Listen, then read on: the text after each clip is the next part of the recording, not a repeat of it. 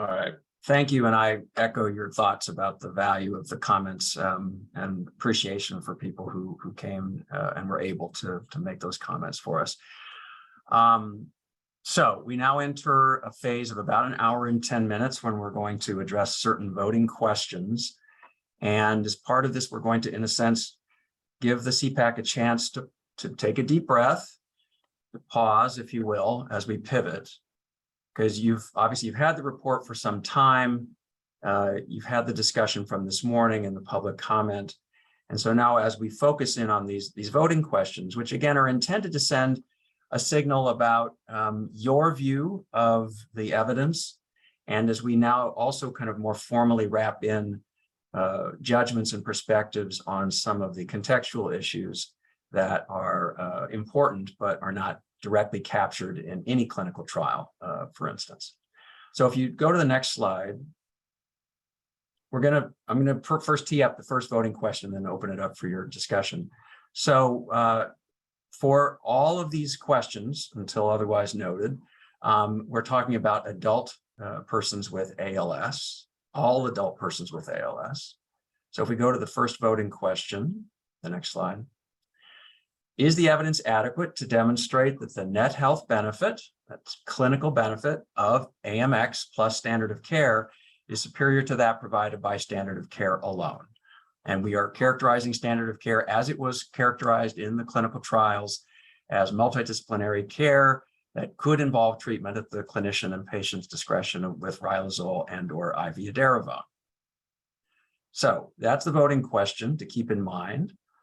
So now let's go to discussion. And I'd like first to ask Anil to just very briefly recapitulate the key findings from the ICER report and justification for the evidence rating. And then we'll go through discussion. And I'll just highlight again that we have our patient experts and clinical experts available for you to question. And certainly we can invite their comments as well. Reem, did you want to jump in first on something or do you? No, okay. So Anil, go ahead. Great, thanks so much, Steve. So I'm going to refer to the evidence summary.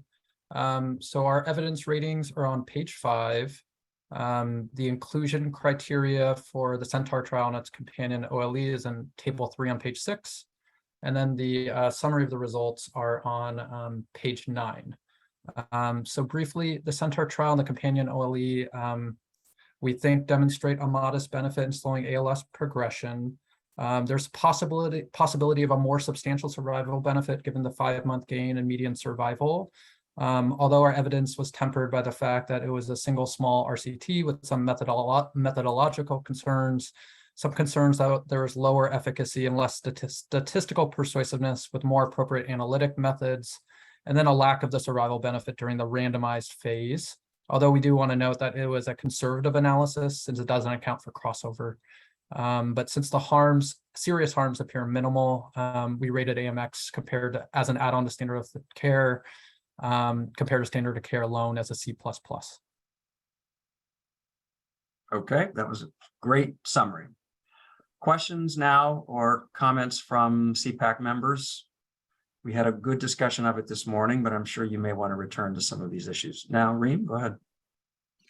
Yeah, Steve, I'm just going to kind of highlight one thing that we're all struggling with is the wide uncertainty around is there true benefit. But I think one factor that is helping me, and as I'm thinking through this, is the fact that we have relative high certainty that there is not serious harms in a disease that is a horrible disease if we do nothing. So my threshold personally for thinking about that overall benefit is really somehow driven by the fact that we have high certainty that there is not bad harms, although there are some harms, any medications, but the really bad disease, horrible outcome with that is playing a role in how I'm thinking about it.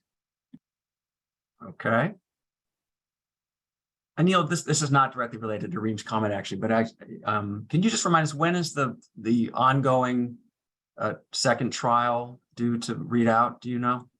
The Phoenix study is in 2024. Is that the final? I think the final top line results. Oh, top line results in 2024. Okay. All right. Tim, go ahead. Thanks. I want to agree with the points that have been made about how this is a really serious and horrible disease of which there are few, if any, therapies. I also would agree that we have high certainty that there are not serious harms.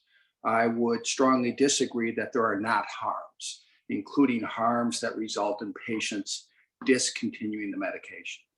Where I really struggle is the evidence of benefit. And I look back to see the data that's presented.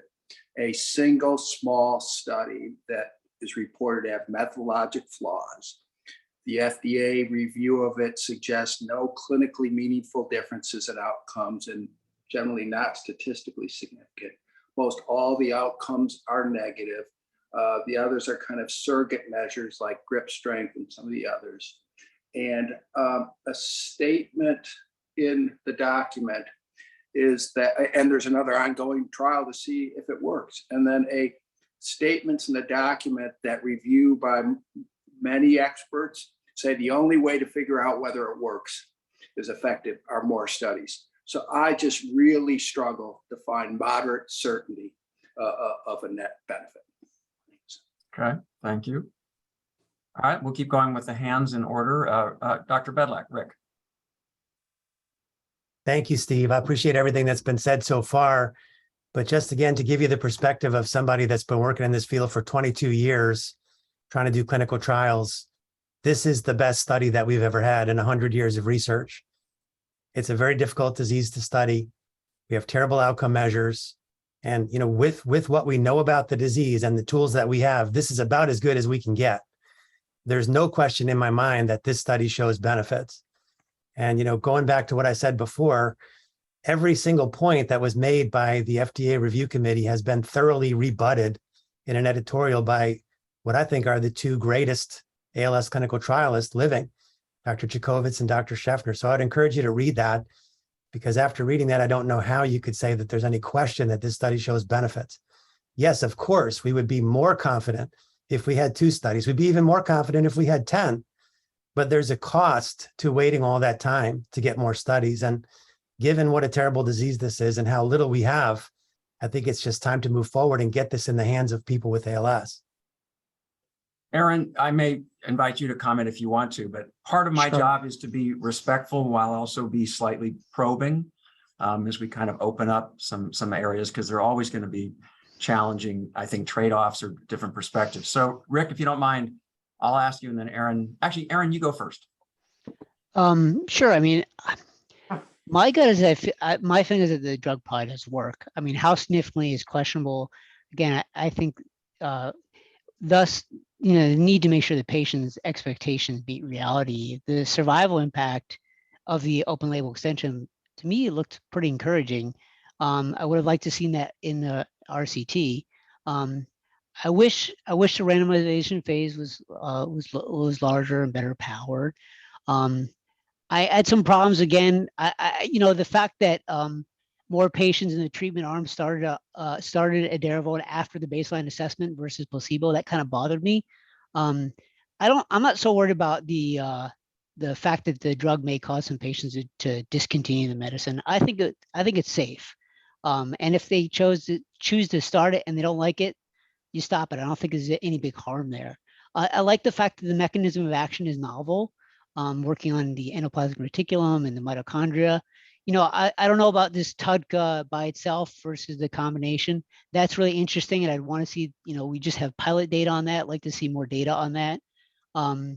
So I kind of guess I fall somewhere between what Rick's saying and what Tim is saying, is that I think there is some benefit, but we, in moderation. And Rick, thank you. And Rick, I was just going to come back to just, not that the FDA AdCom has special magical powers, but, they were constituted with people that I think a lot of outsiders would consider to be pretty distinguished clinical trialists, others from the NIH who voted against the evidence at that stage. They'll be given another crack at it, if you will, soon. But, and you know, the media has spoken to some clinical research experts who are more dubious about the results. Do you think that they are wrong on the statistics, wrong on, because I mean, there are a lot of different intersecting pieces here. Part of it, as you know, is that it's harder to tell for some clinical experts a consistent story when the neurofilament data don't really do anything. You've got very modest functional benefit. And then you've got this kind of, to some people's eyes, surprisingly large mortality benefit. And they're having a hard time creating a story around that that kind of makes sense from a single study, you know, with 50 people-ish, 60 maybe in each arm. So I'm just kind of presenting, if you will, a potential devil's advocate position to give you another chance to Sure. persuade. Yeah, again, I'll just point you to the editorial, but I'll just recapitulate some of the things that I said at the hearing and some of the things that Dr. Chkovits and Dr. Scheffner pointed out. I mean, some of the criticisms that the FDA had really didn't make any sense. The main criticism was they didn't like the primary outcome measure that was used in the study, the slope of decline on the ALS FRSR score. Well, what happened in the last few years? That's what you used to approve Aderavone. All of a sudden now that's not a good primary outcome measure. Instead, what they asked for was joint rank analysis. If you talk to the world experts in joint rank and ALS, David Schoenfeld and James Berry, the people who've written all the papers about it, they will tell you that is not as sensitive a tool as the ALS FRSR itself. In fact, if there's no deaths, which there really weren't many deaths in the first 6 months of the study, you wouldn't have expected deaths given the types of patients that were selected. There's almost no difference between those two outcome measures. The joint rank test is almost useless to me in the clinic. When I'm sitting at the patient's bedside trying to explain to them what the potential benefits of a new therapy are going to be, and having them try to weigh that against the potential burdens, how do I explain the joint rank test? If a patient says to me, does this mean I'll live longer? Well, not necessarily. If it's all I have is the joint rank test, will I hold on to my function better? Well, not necessarily. Well, how much better will I do? Well, there's no units with the joint rank test, so I can't even tell you if it's 10, 20, 30% better.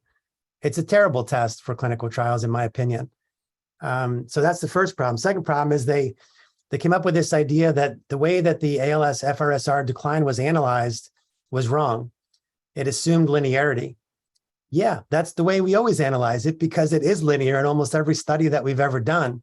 If you look over the whole course of a person's life, it's nonlinear. But if you look over the course that we typically see patients in clinical trials early, 6 months into their illness, it's linear. And that's the way the experts analyze it in other studies. And that's the way we should be analyzing it going forward. And, you know, as far as the size of this benefit, you know, you look at a 2-point preservation of function on the ALS FRSR score. Well, guess what? A 1-point function, a 1-point change in function on that scale is the difference between someone being able to walk with a cane and someone being wheelchair bound. Is that not a meaningful difference? Thanks. Thank you. Good. All right. We've got more hands up. I'm going to assume that going in order makes some sense. If not, if you feel like your issue is completely separate, you may want to ask to go later in the order, but I'll start with Jill. So my question is, for Aderavone, we broke it down into studies 16, 18, and 19. 19 defining the population more, better. With the first question, it has to do with all adult persons with ALS. Yet the inclusion criteria were all early patients. So help me understand how I should think about applying Centaur to all patients when only the early patients were included. I can explain why we did that. So typically, we would assume that if a drug works, that it's going to work in subgroups and work broadly. We can't be sure of that, but we don't routinely assume that a drug will only have benefits in the patients studied, but that the group that was picked for study was because the manufacturer thought that it was going to be easiest to show a benefit in that group. So that's usually how we think about this, and we don't usually split it out unless there's a good reason to split it out. The reason we split it out for Aderavone is because, and we'll talk about this more when we get to Aderavone, it's because study 16 and study 18 were negative, suggesting the drug doesn't work in other groups. Now, you could imaginably decide that you wanted to extrapolate from that to AMX only working in the group it was studied in, but we decided that that wasn't how we were thinking about. So it's debatable point, but our sense was Aderavone was really a different case because of these negative trials, that we did not have negative trials in other groups for AMX the way we did for Aderavone. Okay, thank you. Kathy. Thank you very much. You're talking about net health benefit, and I'd like to give you a perspective of somebody who has a lot of friends with ALS. Sonny's ALS is different from Steve's ALS. This trial, this Amylyx trial, they keep telling us as patients and patient advocates, listen to the science, because anecdotes are so easy to want to follow. So we listen to the science. The clinical trial hit its primary endpoint with statistical significance. I think that means something. And I think we have to pay attention to that. Now we know that it's a heterogeneous disease. If you hand the same drug to Sonny and Steve, it may work for one, may not work for the other. But I think their physicians have a right to have the drug in their toolkit to help them try. And I think that we, in trying to kind of be scientifically skeptics, which we all should be, I think we don't want to pick that trial apart to the point that we miss the point that it hit its primary endpoint. Thank you. Oh, thanks very much. Joel, please go ahead. I just want to add on to Dr. Bedlai's last point. In the AdCom meeting, many of the public comments, including mine, mentioned the significance of a 2-point difference in the FRS score. And I can assure you that a 1 or 2 point difference over 6 months is very meaningful. So I think if losing the ability, the time I tied it there or danced at my daughter's wedding. So, and 6 months is a long time for someone with ALS. I've been lucky because I'm a presumably slow progressor, but I appreciate your thinking about that point. Thank you. And I'm glad I actually characterized, I guess is the best word to put it, some of what's kind of been written about the situation so that you guys could react to the term modest, because I think has been used in public media descriptions at least. So it's very, very helpful to have your perspectives on that, very much so. David, go ahead. Yeah, I just wanted to say, as we looked at this, the evidence on progression, one of the issues we had was the exclusion of the 2 early deaths and the implications of that for biasing results, and then the FDA statistical concerns, and then just a general swirl among experts we spoke with, some of whom really believe that these trials showed benefit and some were just not so sure. When we all looked at the open label extension, which did this conservative analysis with a survival benefit, unless something went pretty wrong there, and in a single trial, something could have gone pretty wrong there. But in the absence of that, I don't quite see how that survival benefit goes away, even if they got randomly lucky and the survival looks better in the open label extension than is real. It seemed to me that for all the concerns I had about things that could have gone wrong on the functional assessment, that the survival benefit seems more likely to me to be true than not. The rating we put on this of C++ encompasses the fact that I'm just not sure I'm right about that. I've been impressed at how many experts are worried that that's not true, and that the FDA AdCom is worried that it's not true. But there's data there. Yeah. I'm going to have to start to ration my own time on this one question as we go forward, but I want to give you one other thing to react to, because I think some people will be thinking about it. That's the placebo, the unblinding. I haven't heard quite as much conversation about whether that level of unblinding in this kind of condition, and again, it's all kind of guesswork, but how much of a concern has that been across the experts and others and in your own thinking? Again, I think we were more worried about it on the functional outcomes. It's hard to worry too much about unblinding for survival. Got it. Good. Aaron, did you want to keep going with your comment? Well, Mike, I was just thinking about the comment about, you know, the inclusion criteria being, you know, narrow for AMX and how we think about that in the clinic when we have a patient who is currently living with ALS that does not fit the inclusion criteria, and looking at the survival benefit.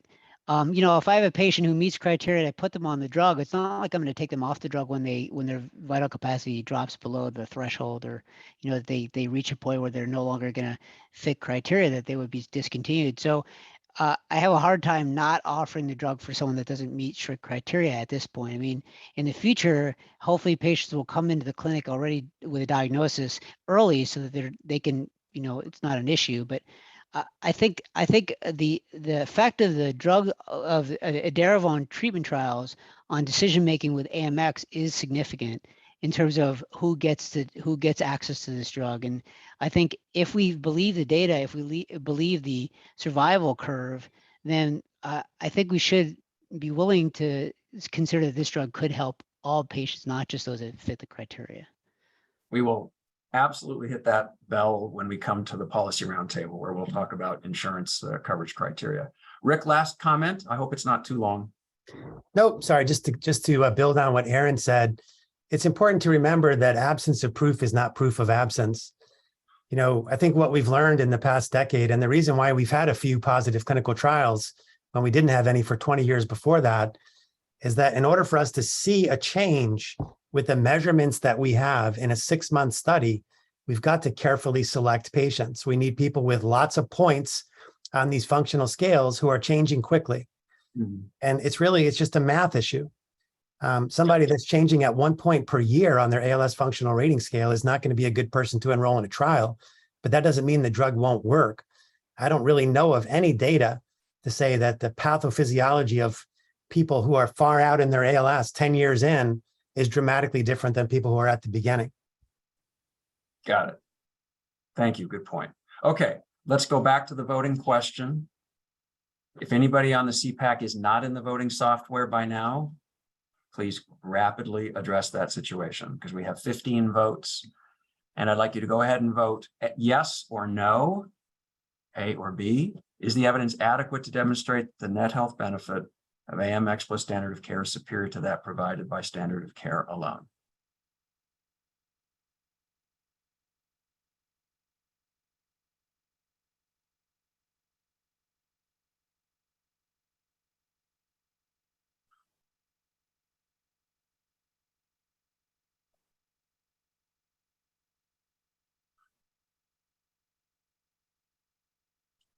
Okay, we're waiting for one last vote now.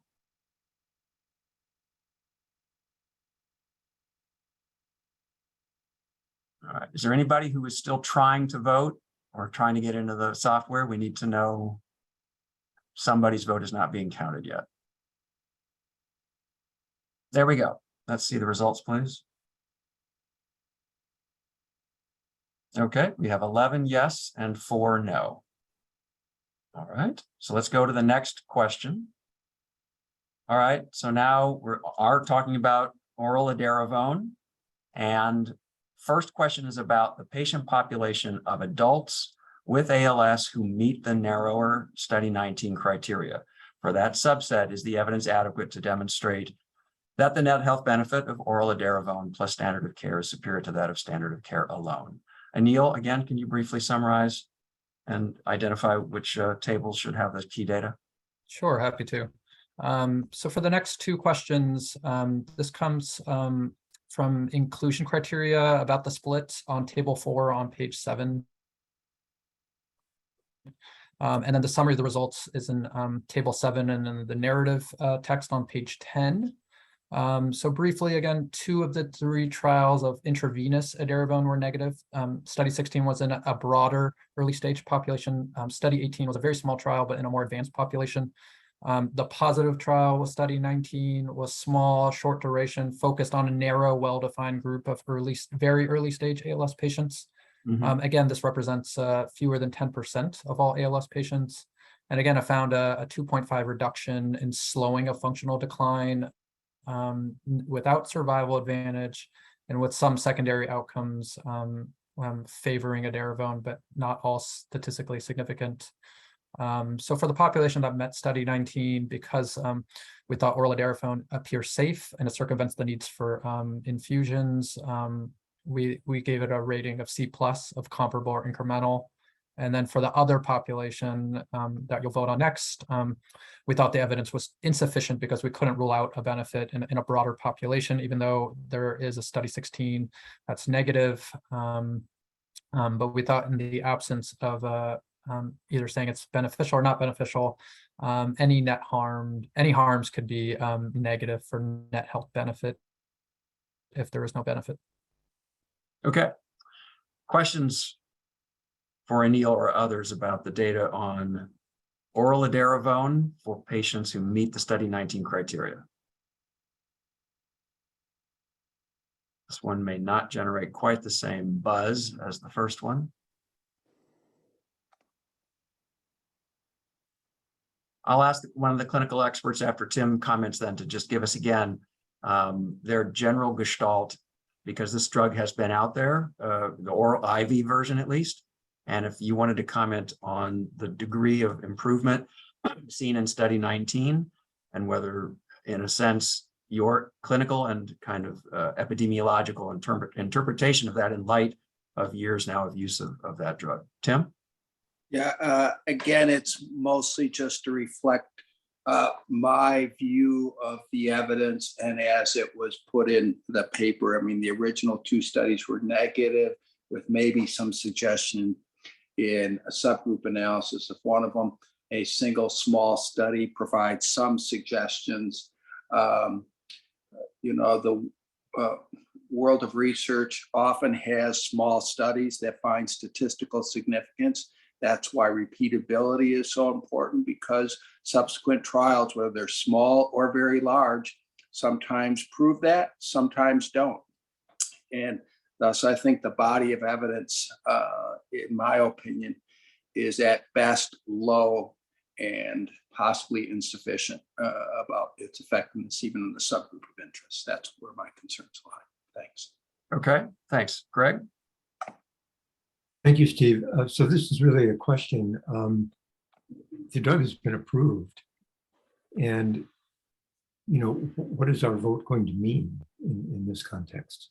Well, we're having 2 votes. We're having 2 votes, one for the narrower population and one for the other population. And then we'll get to, these have policy implications as it's being done right now in the real world, around which some insurers will not be covering the broader population. So we're splitting the clinical vote that way. Okay, actually, I did suggest I was going to ask one of the clinical experts if you had anything you wanted to say about the interpretation of that finding in this single study from any perspective. Again, we don't have too much time to spend on every question, but if you had something you wanted to add, let me know. Otherwise, we can go ahead and take the vote. Yeah, Steve, I'm just going to repeat what I said before. This research is very difficult to do. I think it was a well-designed study. There's a very rational explanation for why we could only see a benefit in study 19. That's the study that picked the people early in their disease with lots of points who were progressing quickly.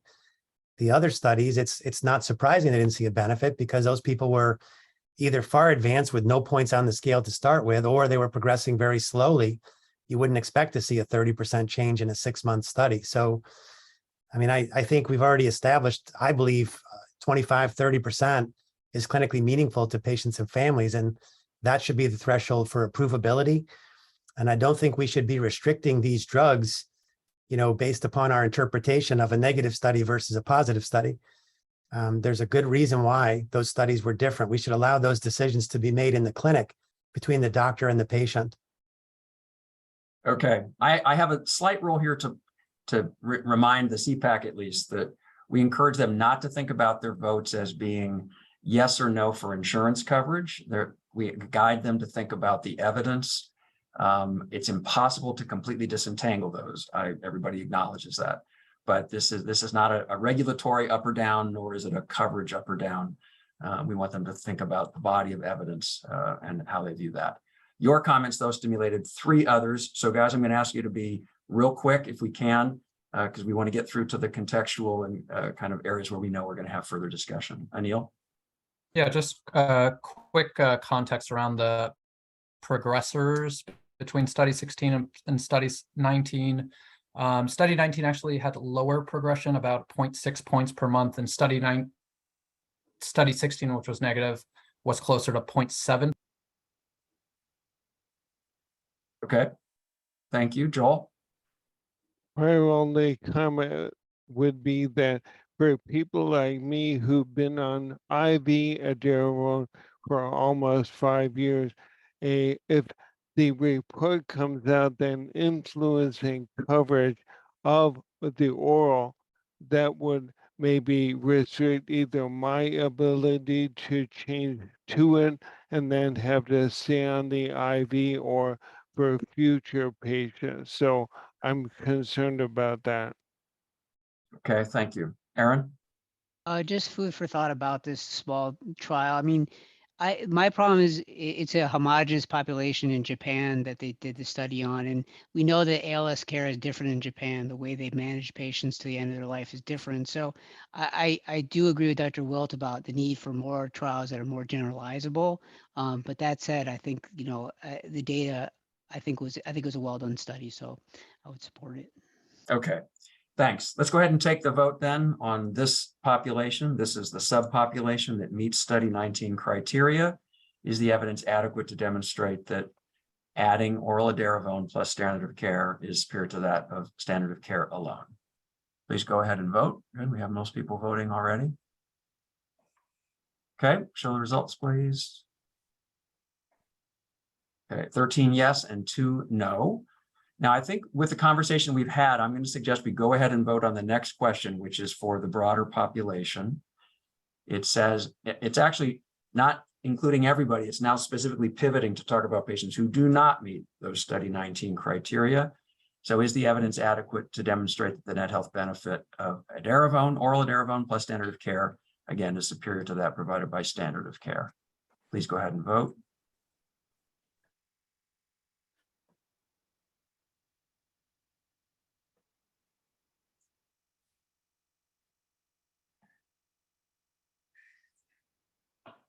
Okay. 2 yes and 13 no. All right, thank you. Let's move forward into other dimensions of value, contextual considerations, and potential other benefits or disadvantages. Let's go ahead and move to the first series of questions. So these questions, for the public's kind of knowledge here watching, again, these are meant to to capture some of the elements of how we weigh the importance or priority we would give to health benefits in different contexts. Even some of the earlier comments today about, doesn't it matter that it's very severe, that there are no other treatments, et cetera. These are the kinds of contextual issues that we're meant to address here. And primarily, we are focusing on the severity issues conceptualized in 2 different ways.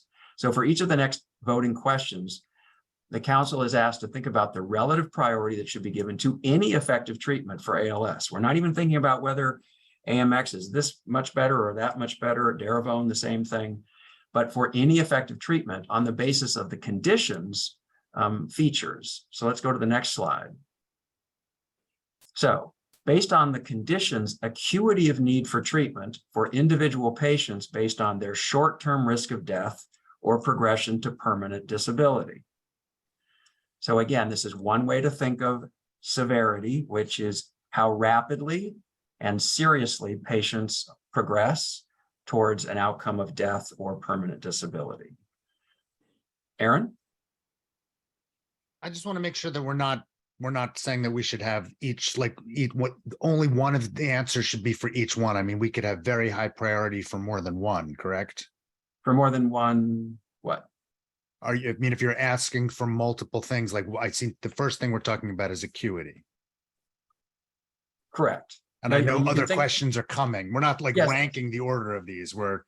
No, you don't have to worry about each question. The first two should be, in a sense, they're not completely mutually exclusive, but they're different enough that you can think of them and not worry about what you're saving your votes up for. Got it. That's what I'm, okay, great. It's not a cumulative score kind of thing. Okay, I'm not sure I need to invite anybody to comment on whether ALS has a relatively high short-term risk of progressing to death or permanent disability. I think we've heard eloquently both earlier and from the public commenters about its, and we know it's very heterogeneous. But do any of the CEPAC members want to ask a question, or do you feel, if you feel prepared to vote?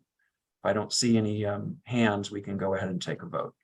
Let's go ahead and do that. Actually, I see some of you have already taken that option. So A, just make sure you get the scaling right. A is very low priority, E is very high priority, based on the acuity of need for treatment. Okay.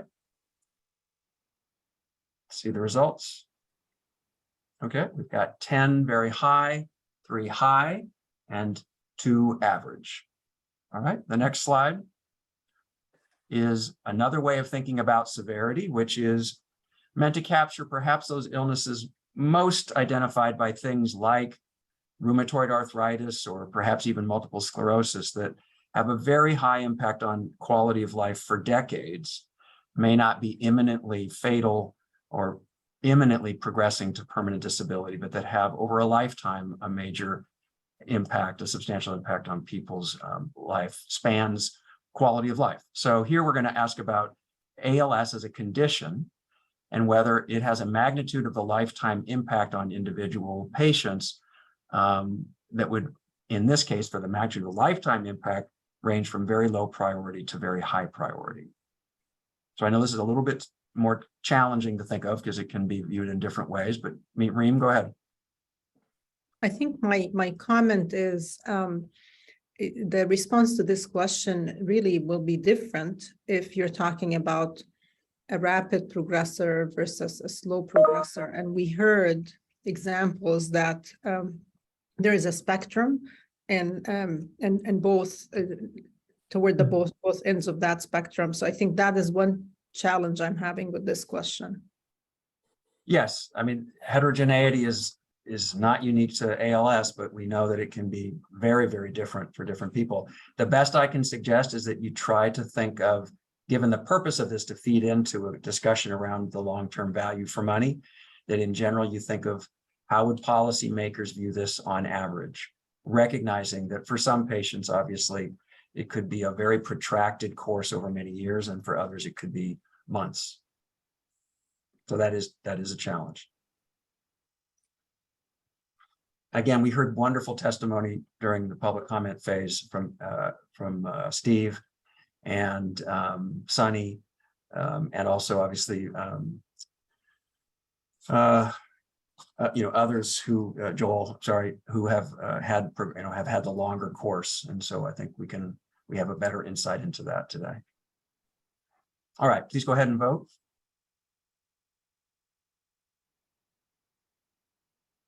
All right, results. Okay, wouldn't have predicted that perfect scaling almost, but we have 6 very high, 4 high, 3 average, and 2 low. All right. Now we shift gears again. Steve, did we show the results from the other one? I don't recall it. Maybe I was asleep at the wheel. Oh, did I skip doing that, guys? No, I thought. No, I did. It was very predominantly on the high, Okay. and then there were a few. Thanks. Sorry. It was very high was Sorry. the majority, and then there was a high. Yeah. Okay. So now we are going to talk about both drugs individually, and we'll talk about AMX first, and then oral Aderavone, because here we really do want to know, based on your judgment, and that has to include uncertainty as well as everything else that we've talked about in terms of your judgment of the relative effects of AMX on the clinical outcomes, what about that relative effect informs the judgment of overall long-term value for money of this treatment, given these additional considerations? And the next slide will show the first one. So we've talked about life years, we've talked about quality of life, we've talked about QALYs and equal value life years gained. This is to kind of step back and to say, what about if we kind of think about it more broadly as the patient's ability to achieve major life goals related to their education, work, or family life? So based on what AMX adds to standard of care, would this broader aspect, would treatment with AMX reflect a major negative effect all the way up to a major positive effect? Again, I'm not sure, does anybody have any comments or questions about this before we take a vote? So let me, sorry, Steve, but so major negative effect would be if I'm playing my cards here, if I thought it didn't do it and I voted to say that it didn't work, that would be viewed as a major negative effect? We would actually have to be looking at something in which we've made the comparison set up so that it's actually worse than we rarely look at things like that. So I would think in general here, certainly following the votes on clinical effectiveness, most people would find the worst vote here would be no difference all the way up to a major positive effect. Doesn't make too much sense in this case given that there are no clinical harms of note that we've been talking about. I think the negative effects really are not applicable in this case. Yeah, okay. I'm probably just misinterpreting how it's being asked. Now, we have a standard format, and because of that, there are these major negative and minor negative, but it doesn't have a role to play here. Kathy, please go ahead. Thank you. When I saw this question in the materials, I will admit I rolled my eyes. The day a family gets an ALS diagnosis, major life goals change, and you figure out what's really important. And it may not have anything to do with education, work, or family life. I think the words that come to my mind that I would hope that the voters will keep in their minds are things like dignity and meaning. So thank you. You have a wonderful ability to take complex ideas and to make them very understandable and succinct. You are invited to every ICER meeting from here on out. I don't care what the condition is. Alan? I was just making sure my thinking was aligned, sort of building off Timothy's question, that at this point, where you would start thinking about negative effect is if there were really side effects or some harmful burden. And this is not in the context of economic burden or difficulty, right? That's later. Correct. So this is really just harm versus benefit kind of question, right? Right. Yeah. And it's mainly set up to capture things where we think that the arc of, often there are treatments, again, that might have incremental health benefits over many years, but if you add those up, it gives adolescents the chance to have a different graduate degree, or it just can change the trajectory of their life over the longer term usually. So that's kind of just to make sure that we open ourselves up to thinking about those broader effects. And the ones that Kathy mentioned are also important. Again, we're asking you to think about AMX's impact on improving these broader effects. And I should clarify that this isn't even in the context of clinical benefit. This is trying to think about other factors, right, that could be of value to a patient that may not be monetarily derived or, translatable. Yes, precisely. All right, I'm sensitive to time and I want to go ahead and vote on this one. Remember, you're thinking around this because you're going to be asked the same thing about Aderavone in a minute. But why don't we go ahead and take a vote on this? Again, A is major negative. We've talked about how that is very unlikely. If anybody votes A here, I'm going to actually have to see what's up. 15. Let's see what the results are. Okay, we've got 1B. I just want to make sure, because we've talked about how that would be highly unlikely in this case. I'm not going to out somebody, but if you voted, if anybody didn't think that they voted minor, they think, oops, I must have hit the wrong button, I'm going to give you the opportunity so for Steve, a mulligan here. So I'm happy to go with no difference, but the way I interpret it was, when I looked at the data from this study, how did it affect my voting? And my interpretation was that the data don't strongly support that it allows patients to achieve that. So That would be in a sense as if they were being given a placebo then, right? I Okay. mean, you might say that there are some minor quote Okay, unquote fair kind of enough. disturbances, but Okay, we'll I can- change that. Yeah, we'll change the Okay. B to a C. Thank you. So, you We'll can do do that. it or I can't do it. No, that's fine. We'll note for the Okay, record. thank you. That was That's really fine. my confusion around it. Sorry. That's fine. Two Cs, two no differences, 10 minor positive and 3 major positive. Okay, the next question, take that same mindset and apply it to caregivers.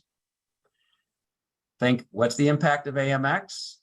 And what about those broader effects on caregivers, their quality of life and or their ability to do everything they need to do related to their education, work, or family life? Kathy, I could invite you or Joel, but this is your life in a nutshell here. Would you like to add anything to what you said before? And then I'll have Joel comment as well. Thank you very much. And this is important, and this is something that I think you don't realize when you're in the middle of it. I will give you an example, not related to a drug therapy, but related to the feeding. And a lot of people with ALS are like my mom, they fought the feeding tube for a long time. Mom got the feeding tube procedure, and it was done because to keep her from choking, to keep the weight on, all the reasons you think of. And I had no idea about how helpful it was to me as a caregiver. It was easier to keep her hydrated. When it came towards the end of her life, we were in more control of the situation than we might have been otherwise. So I think sometimes these things are really hard to grasp, but they're very important. And anything you can do on the downhill slide of ALS, anything you can do to kind of level that off even a little bit is helpful to the caregiver, I guarantee it. Okay. Can I ask a very, very difficult question of you before I even ask Joel to comment again? Sure. No, I'm going to hold it for the policy roundtable. Forget it. I'll hold on to it. Sensitive to the time. Joel, please go ahead. My wife is my primary caregiver. We were both 60 and still practicing primary care medicine when I was diagnosed. So the effect on her life in terms of having to give up practice and the ongoing change in her experience with our grandchildren and children has been really profound. So I think agreeing with Kathy, the effects on caregivers are probably even more so than even on people like me with the disease. So I think that's a vital thing to keep in mind. Thank you very much. Eric, go ahead. I mean, I believe that if we voted minor positive effect for the individual patient, then it's consistent at least to vote minor positive effect, for the caregiver. Although in my experience, sort of the love and the generosity that the caregivers show, and that, it's not a multiplier effect. It's not like it's more, beneficial to them because we've been able to extend life or reduce impairment on quality of life. The burden to the caregiver, so to speak, and I don't even know if I want to call it that. For a lot of caregivers, I don't think a lot of them would call it themselves a burden. They would call it something else at times. But I might sort of point out that the burden to them, I'm kind of stumbling my words, but that the burden to them isn't sort of well, I'll reframe my thoughts, Steve. I'm trying to, kind of got lost in my thoughts there around like why I don't think this is such a multiplier effect. I mean, that the burden to some extent comes at the diagnosis of ALS. It doesn't necessarily come with all the progression. And, I mean, for many of the caregivers that join their partners in this, it's from the very beginning and they follow them through all the phases of it. I don't know if that makes sense, but from my experience with ALS, that's the way we've sort of seen it play out. Yeah, I would expect, again, talk about heterogeneity, the way that families are constituted before the diagnosis, and then how they react and what measures are taken, and then the course of the patient or the person. And every single one would be a unique thread to try to follow on that. But I think people will have different views on whether there's a if you will, a multiplier effect. Whatever happens to the patient, does that even have greater effect on caregivers or less or about the same? Kathy, go ahead. Caregiving is hard work. It's physically hard work and it's mentally hard work. And anything we can do that saves a little bit of that physical work or some of that mental strain is helpful. Thank you. Great. All right, let's go ahead and vote, please, on caregivers' quality of life. This is AMX's relative effect on outcomes and how it leads to changes for caregivers' quality of life from major negative to major positive. And we're 3 no difference, 11 minor positive, and 1 major positive. Okay, I think we can move directly to the next question, which is the exact same framing for oral Aderavone. We will have 1 extra question about its oral nature to come. So factor that in. There will be a separate vote on its distinct advantages coming from being an oral as opposed to an IV option. But again, oral Aderavone compared to nothing but Riluzole. So standard of care versus oral Aderavone. What do we think about its impact on patients' ability to achieve major life goals, ... Let's go ahead and vote on that, because I really do think we've had good framing conversations about how to think through this question.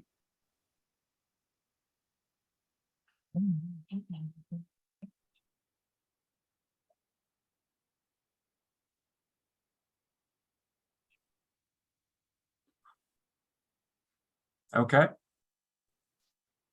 Findings are 4 no difference, 10 minor, and 1 major. And now for the caregivers and oral Aderavone. Please go ahead and vote.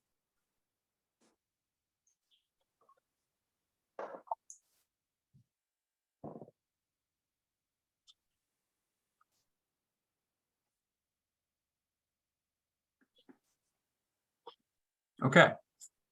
See the results there. All right, 5 no difference, 10 minor positive effect. Great. Okay, into the home stretch. We've got about 15, 20 minutes. And we're turning now. Oh, I apologize. As I said, there's 1 last question for Aderavone. So here we want to ask about its ability, oral ability versus IV. Patients' ability to manage and sustain their treatment given the complexity of the regimen compared to IV Aderavone.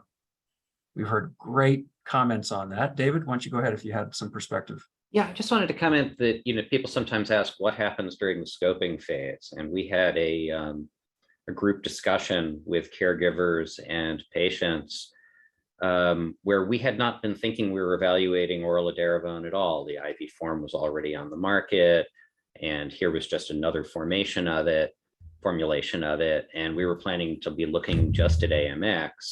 And we heard from so many people that the burden of IV was such that they had no interest in taking it, but with an oral form coming along, that they were way more excited about the possibility and way more willing to take it.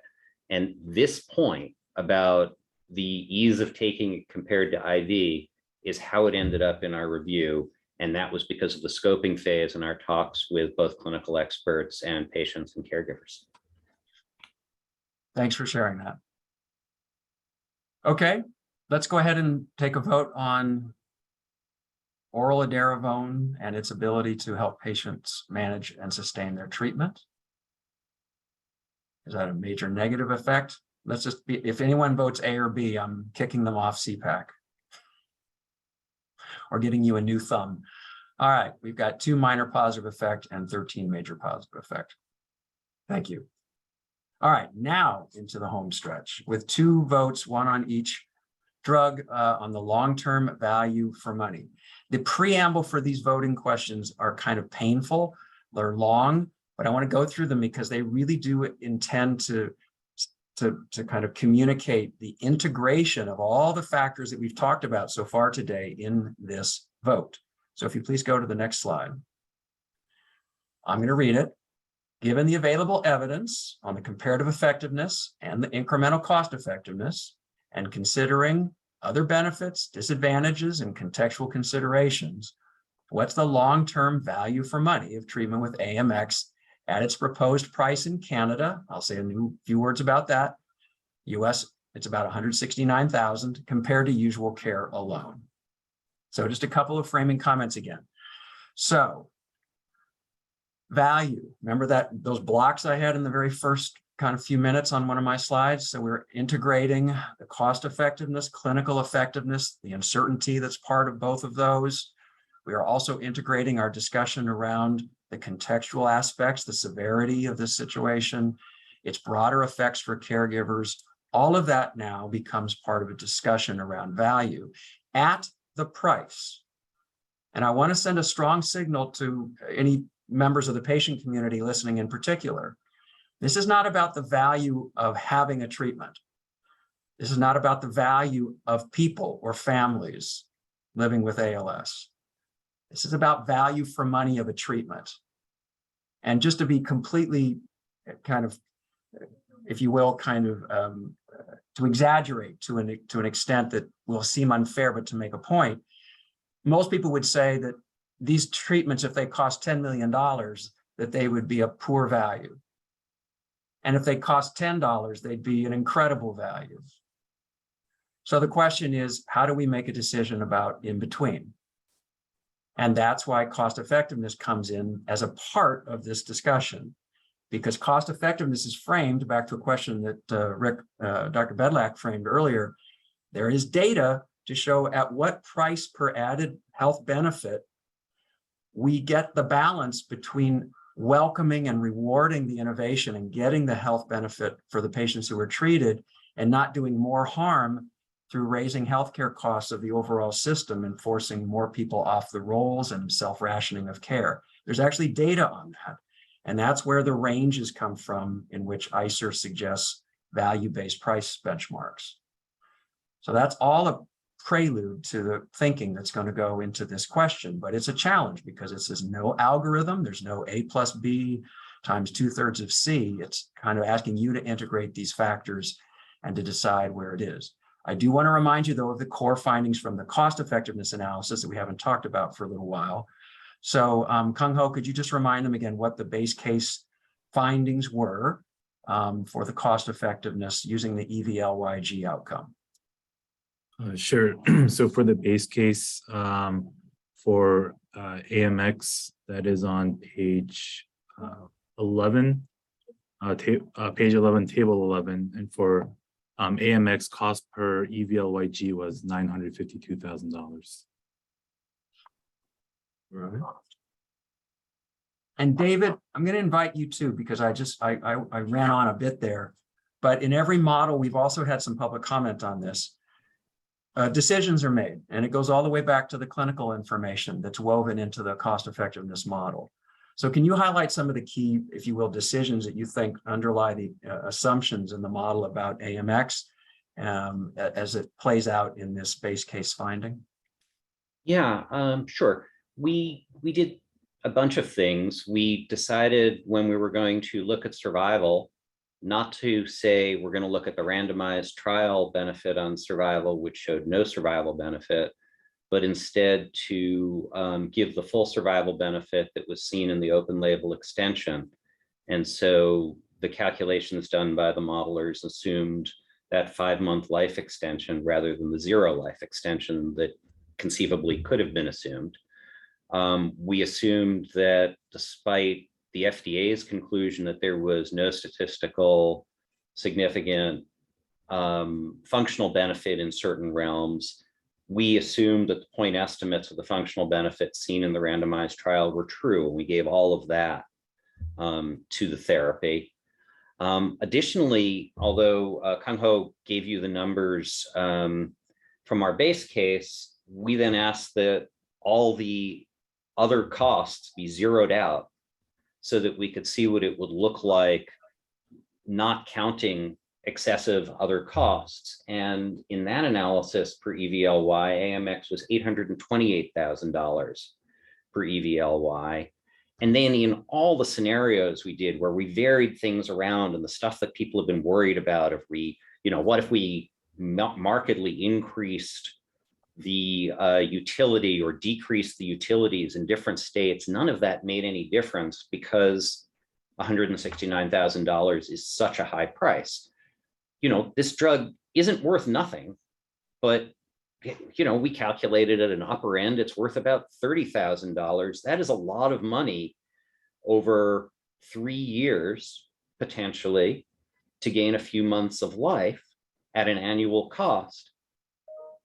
You might want to pay more than that, given what a horrible disease ALS is, but $169,000 per year is a ton of money for a drug like this. Okay, and the 169, just to again fall back on that, we probably wouldn't have even had this vote except that the company did suggest this price in its submission to the Canadian government. And so we would assume, certainly by historical precedent, that the price in the US will be no lower than the price that they are proposing for the Canadian market. But this is not a formal price that the company has said will be their asking price.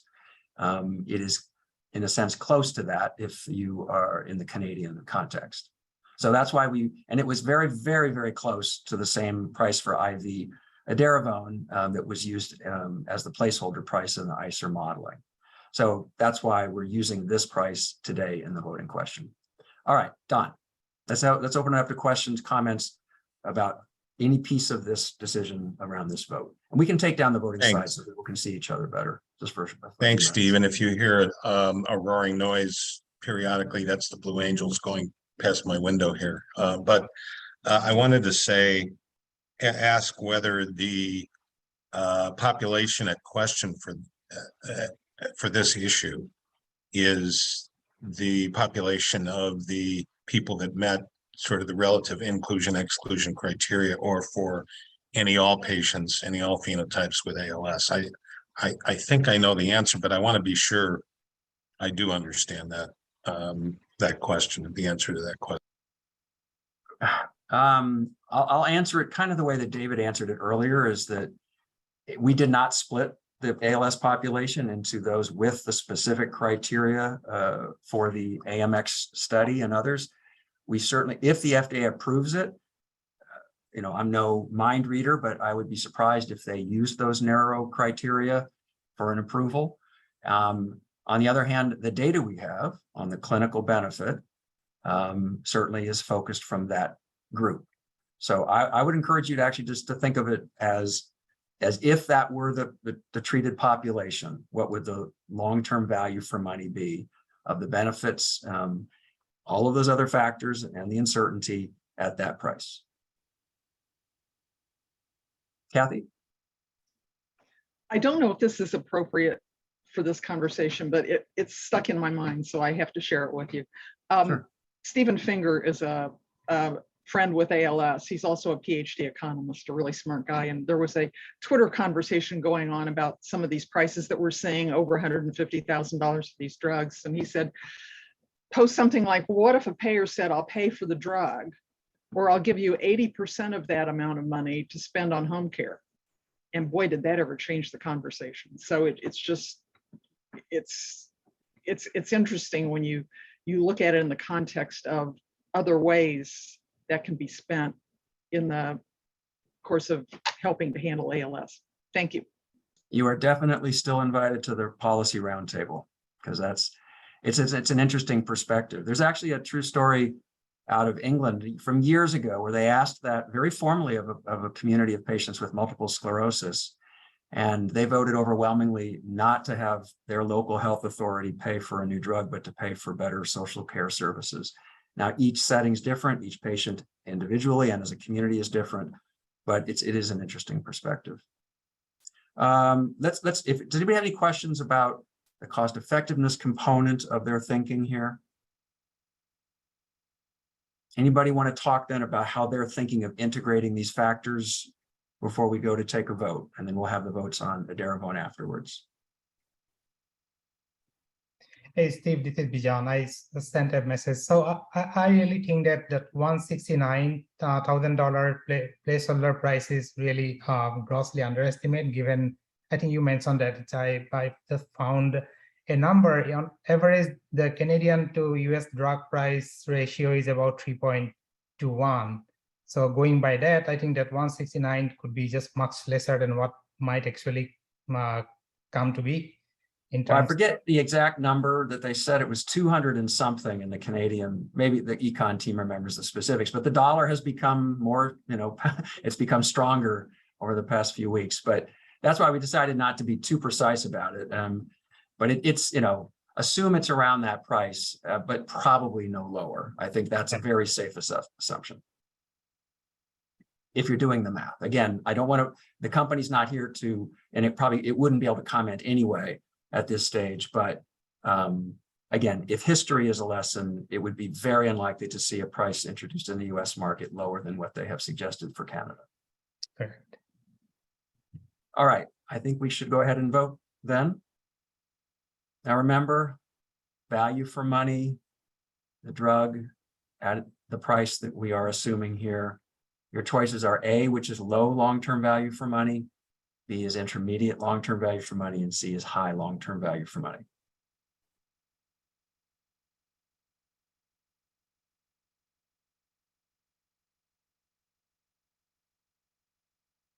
Okay, let's see the results. Okay, we have 13 low and 2 intermediate. I have 1 minute. If someone who voted intermediate would like to just describe, because sometimes we do try to capture some of the different perspectives even within the votes. No requirement to do so, but if anybody who voted intermediate would like to say why they voted intermediate as opposed to low, I guess, please feel free to do so. Heather? That was me. I was one of them.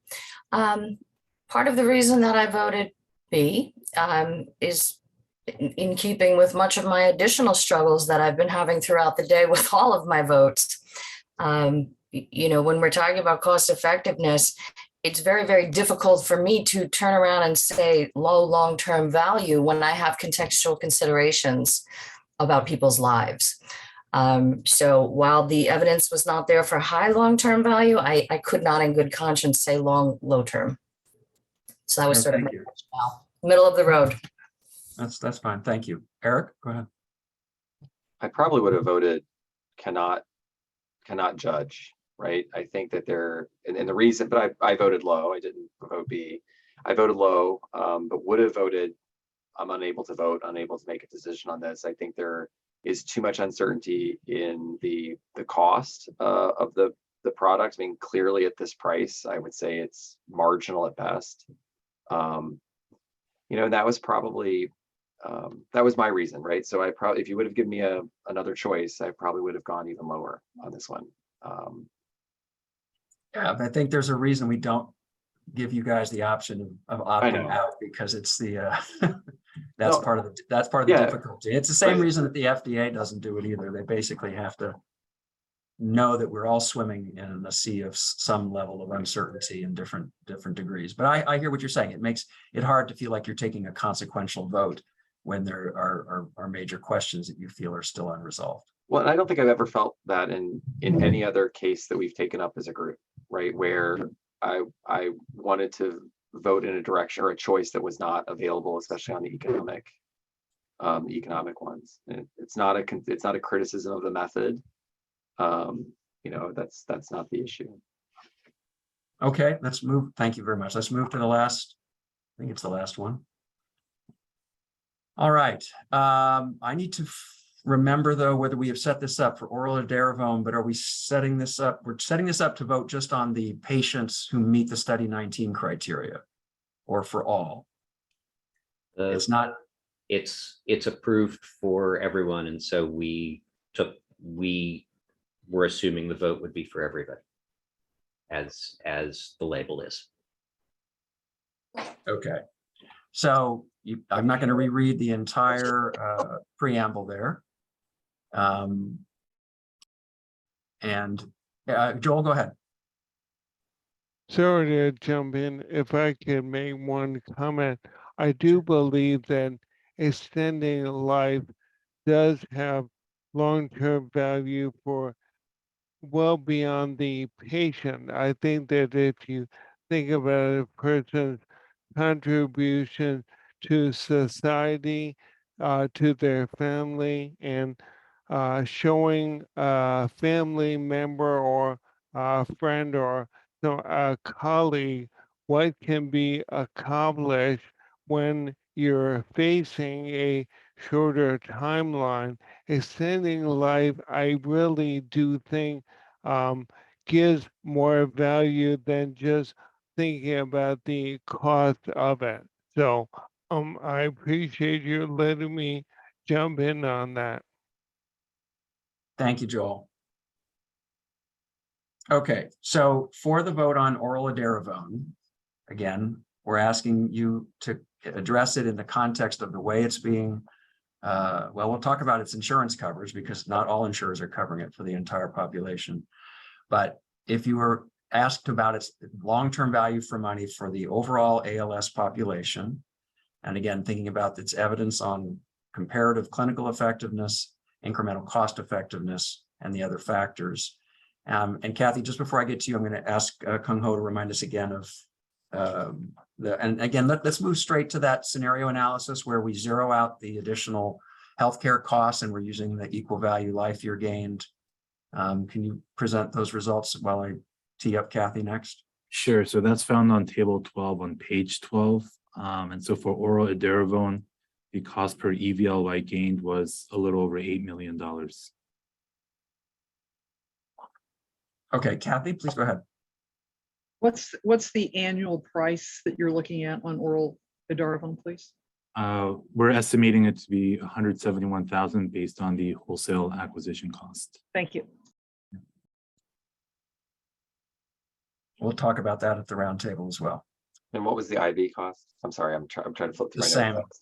The same. Comparable, so equivalent. Mhm. Okay, just double check. Yeah.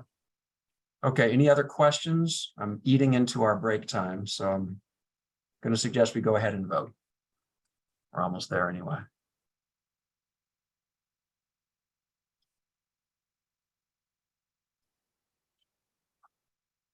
Okay, we've got 14 low and 1 intermediate. All right, folks, thank you very much for moving rapidly through that series of questions. A lot of great discussion. Let's go ahead and break right now because I want to return at the top of the hour. We're going to cover a lot of the issues that have been brought up around coverage, around pricing, around future innovation, and how we get this right. So thank you, and we'll be right back at the top of the hour to kick into our policy roundtable.